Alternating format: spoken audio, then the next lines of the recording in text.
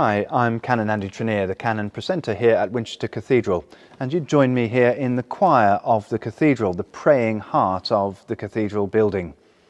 On Sunday last, Dean Catherine installed Canon Dr Mark Collinson in this stall as one of the Honorary Canons of the Cathedral, literally putting him into his place. I imagine the Honorary Canons of one of many layers that make up the cathedral prayer life, like rings on a tree. Gathered at the centre are those members of chapter which pray each day here with the choir,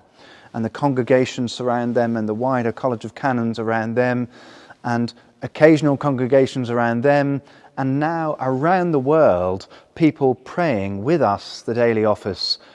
to undergird the action and witness of the Church. At the end of the last great crisis,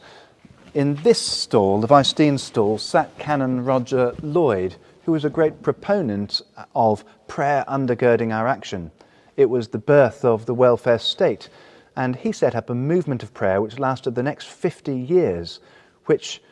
involves lots and lots of lay people joining their prayers in much the way I've just described.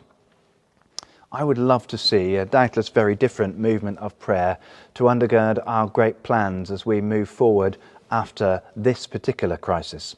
And so this week I'd like to invite you again to join us daily at evensong in the cathedral during our daily prayers, and whenever you can, to share these with friends and family and to encourage more and more people to join our worldwide movement of prayer, so